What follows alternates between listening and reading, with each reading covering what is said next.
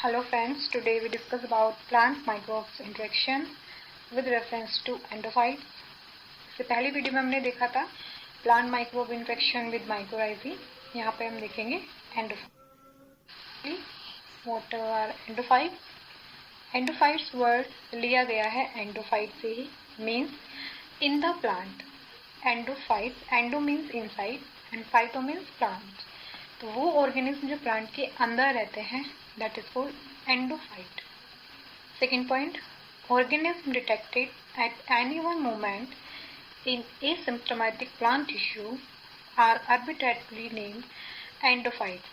Means जो asymptomatic plant tissue means जो endophytes होते हैं प्लांट के अंदर रहते हैं बट वो किसी भी तरह से प्लांट को हार्म नहीं करते हैं, उनको हम asymptomatic बोलते हैं.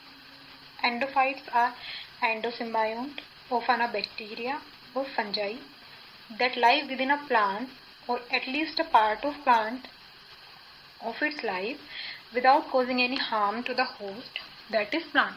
एंडोफाइट प्लांट, बैक्टीरिया और फंजाई दोनों होते हैं जो प्लांट के अंदर रहते हैं या प्लांट के किसी एक पार्ट पे रहते हैं और किसी भी तरह का हार्म कोज नहीं करते हैं होस्ट को. होस्ट दैट इज जो प्लांट है उसका host. Endophytes have been isolated from almost all type of plants. Endophytes association can either be, endophyte का जो एसोसिएशन होता है प्लांट के साथ वो 3 टाइप्स का होता है: कॉमेंसल, पैरासिटिक, म्यूटलिस्टिक. कॉमेंसल में there is no effect on the host by the organism. Parasite, the fungi और bacteria benefit but there is no benefit to the host. Mutualistic, the host receive some benefit by having the organism. Third, जो हमारे एंडोफाइट्स होते हैं वो क्या करते हैं, जो हमारा प्लांट है उसको बायोटिक एबायोटिक स्ट्रेस से प्रोटेक्ट करते हैं. तो साइंटिस्ट ने कुछ स्टडीज करके देखा. जब साइंटिस्ट वर्क कर रहे थे बायो रेमिडिएशन पे, बायो रेमिडिएशन हमारा होता है जब माइक्रोब्स किसी पॉल्यूशन को प्योरीफाई करते हैं. तो जब साइंटिस्ट वर्क कर रहे थे बायो रेमिडिएशन पे हैवी मेटल पॉल्यूशन पे, तो वहाँ पे उन्होंने देखा कि कुछ एंडोफाइटिक फंजाई मिले. वो एंडोफाइटिक फंजाई क्या कर रहे थे, उन हैवी मेटल्स को वहाँ से क्लियर कर रहे थे प्लांट की वेल ग्रोथ के लिए. Endophytes fungi have been recently known to produce plant growth regulator. वो बायोरेमिडिएशन में भी हेल्प करते हैं, हैवी मेटल को क्लियर करते हैं और प्लांट ग्रोथ के लिए जो रेगुलेटर्स चाहिए हमें वो उसका भी प्रोडक्शन करते हैं. And extend plant tolerance under biotic and abiotic stress. Tolerant कराते हैं प्लांट को बायोटिक और एबायोटिक स्ट्रेस से. एबायोटिक स्ट्रेस जो हमारे temperature, pH, light, humidity. Biotic stress जितने भी प्लांट के पैथोजन होते हैं उन सब से टॉलरेट कराते हैं. नेक्स्ट स्टेप है, during the study of plant microbe interaction scientist have isolated several endophytic fungi from plant. ये काफ़ी सारे हमारे कुछ एंडोफाइट्स हैं जो स्टडी के दौरान हमें मिले. पेनिसिलियम फ्यूनिकुलोसम, मेटाविराइजियम एनिसोप्लाई, एक्सोफियाला स्पीशीज, ये कुछ स्पीशीज.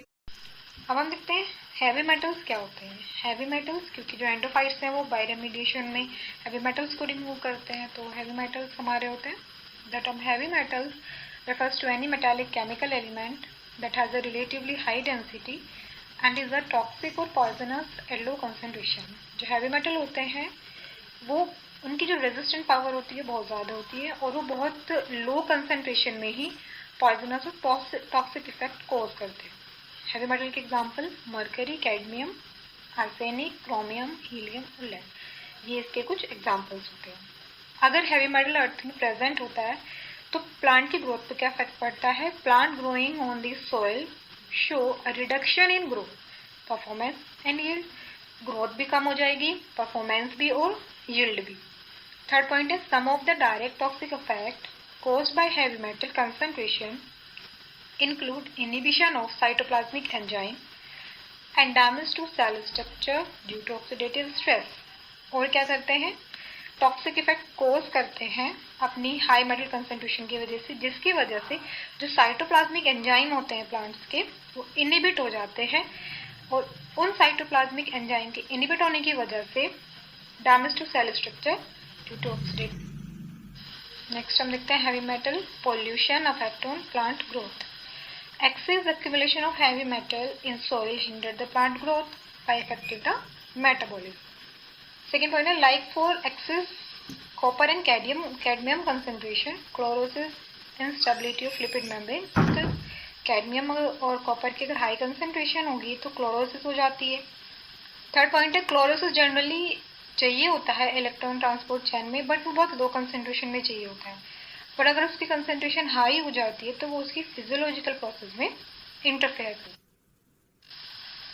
ये एक एक्सपेरिमेंट करके देखा था कि एक ई पॉजिटिव प्लांट लिया हमने और एक ही निगेटिव. ई पॉजिटिव जिसमें हमने जो हमारे प्लांट है उनको एंडोफाइट फंजाई से इन्फेक्ट कराया. सेकेंड है निगेटिव जिसमें किसी भी तरह का हमारा एंडोफाइट्स नहीं है. तो ग्रो होने के बाद प्लांट्स की हमने क्या देखा कि जो ई पॉजिटिव हमारा है उसमें प्लांट की ग्रोथ अच्छी हुई है as compare to E negative. So endophytes association significantly increase the shoot length and biomass. ये एक डायग्राम के थ्रू हम देखते हैं कि कैसे एंडोफाइट्स प्लांट के ऑर्गेनिक मैटर को डिग्रेड करता है. ये आप प्लांट्स की रूट है, इन पे जो ब्लैक डॉट दिख रही है वो हमारा ऑर्गेनिक पॉल्यूटेंट है. तो रूट्स के थ्रू ये लीव्स के अंदर जाता है. लीव्स में भी ब्लैक डॉट आ गई यानी कि ऑर्गेनिक पॉल्यूटेंट आ गए. लीव्स पे या रूट्स पे या स्टेम किसी भी पार्ट पे हमारा एंडोफाइट प्रेजेंट होता है. वो एंडोफाइट क्या करता है कि ये जो ऑर्गेनिक पॉल्यूटेंट आया है अपने डिग्रेडिव एंजाइम को एक्टिवेट करेगा, ओवर एक्सप्रेस करेगा और उन पॉल्यूटेंट को डिग्रेड कर देगा.